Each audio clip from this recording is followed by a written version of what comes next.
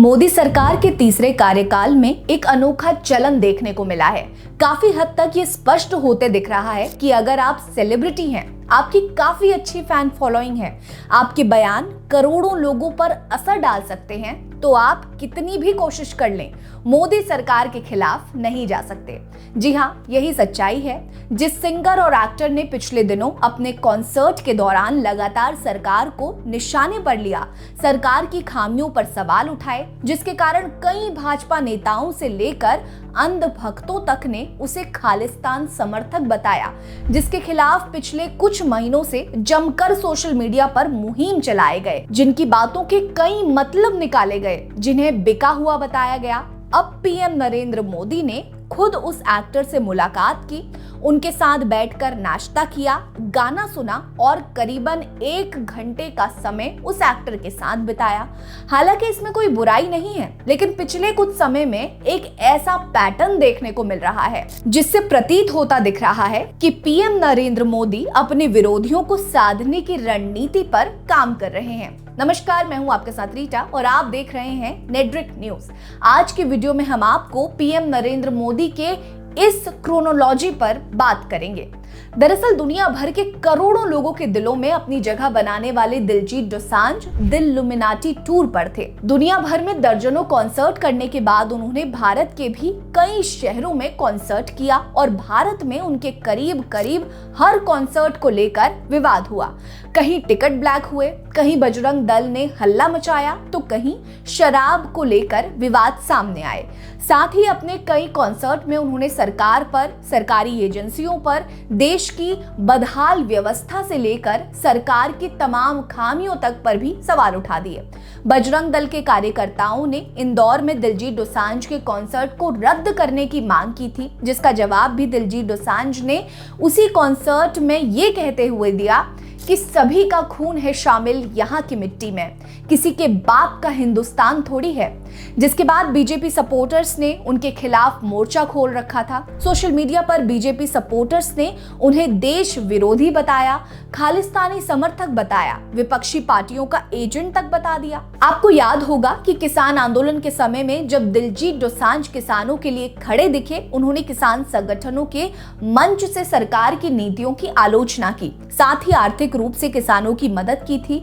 तब भी उन पर ऐसे सवाल और आरोप लगाए गए थे। आपको बता दें कि भाजपा सांसद कंगना रनौत ने किसान आंदोलन के दौरान किसानों पर विवादित टिप्पणी की थी, उन्हें आतंकवादी बताया था, जिसके बाद सोशल मीडिया पर दिलजीत से उनकी तीखी बहस हुई थी।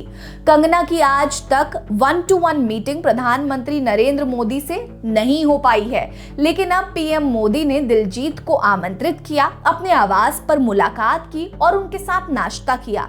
पीएम मोदी से मुलाकात के बाद दिलजीत ने एक्स पर मुलाकात की तस्वीरें शेयर करते हुए लिखा, आपसे मिलकर सम्मानित महसूस कर रहा हूं। इस पोस्ट के सामने आते ही पूरा सोशल मीडिया 2 धड़े में बंट गया। एक यूजर ने लिखा, जिन्हें अंधभक्त गाली देते थे आज उनसे मिलने बुला लिया गया। दूसरे ने लिखा, दिलजीत सिर्फ एक कलाकार नहीं है, वो एक ऐसी शख्सियत है जो दिलों और संस्कृतियों को जोड़ के रखती है। वहीं कुछ यूजर्स ने इसे पीएम मोदी के पीआर स्टंट का हिस्सा बताया। लेकिन जरा सोचिए, कंगना रनौत पर इस समय क्या बीत रही होगी। खैर, अब दूसरे मसले पर आते हैं, जो काफी हद तक ऐसा ही प्रतीत होता है। सितंबर 2024 में इंडिया टुडे कॉन्क्लेव में सैफ अली खान ने शिरकत किया था। इस दौरान उन्होंने कहा था कि मुझे ईमानदार और बहादुर नेता पसंद है। जब एक्टर से पूछा गया कि पीएम नरेंद्र मोदी, राहुल गांधी और अरविंद केजरीवाल में वो कौन से नेता हैं जो भारत के भविष्य के लिए बेहतर हैं, इस सवाल का जवाब देते हुए सैफ अली खान ने कहा, मुझे लगता है कि राहुल गांधी ने जो किया है वो भी बहुत प्रभावशाली है। एक समय ऐसा भी था जब लोग उनकी कही बातों का या उनके किए हुए कामों का अनादर कर रहे थे। मुझे लगता है कि उन्होंने बहुत ही दिलचस्प तरीके से कड़ी मेहनत करके इस स्थिति को बदल दिया है। उनका ये बयान सोशल मीडिया पर जमकर वायरल हुआ। अब हाल ही में सैफ अली खान के परिवार के साथ पीएम मोदी से मुलाकात की। पीएम मोदी से मुलाकात के बाद मानो सैफ अली खान की जुबान ही बदल गई। सैफ ने कहा, मुझे उनसे मिलकर ये लगा कि वो देश को चलाने के लिए काफी मेहनत कर रहे हैं। मैंने उनसे पूछा कि वो कितनी देर आराम करते हैं, जिस पर उन्होंने कहा कि रात बस 3 घंटे आराम कर पाता हूँ। उन्होंने हमसे मुलाकात की, हमारे लिए समय निकाला, इसके लिए हमने उनका शुक्रिया अदा किया।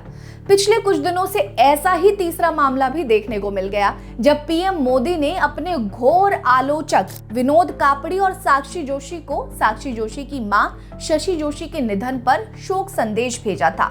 जिसके बाद जवाब में साक्षी जोशी ने लिखा, प्रधानमंत्री नरेंद्र मोदी जी प्रणाम। हमारी पूज्य माता जी श्रीमती शशि जोशी जी के निधन पर आपका संतावना संदेश प्राप्त हुआ। इस दुख की घड़ी में आपने वक्त निकालकर हमें याद किया, इसके लिए आभारी रहेंगे। आपने सही लिखा सर कि माँ पूरे परिवार के लिए सशक्त आधार और प्रेरणा स्रोत थी और हमेशा रहेंगी। माँ के जाने से हमारे परिवार को लगे आघात की इस घड़ी में आपकी संतावना और संवेदना संपूर्ण परिवार को हिम्मत और संबल देने में बहुत सहयोग करेगी। समस्त जोशी परिवार की तरफ से आपको धन्यवाद और आभार।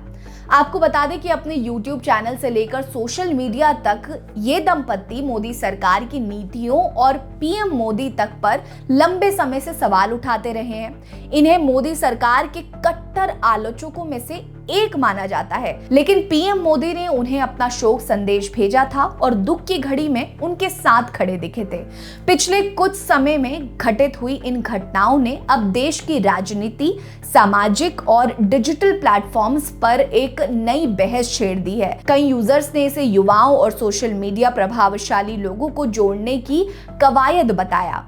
एक यूजर ने लिखा, ये कदम लोगों को जोड़ने की कोशिश है जिनके सोशल मीडिया पर बड़े फॉलोअर्स हैं।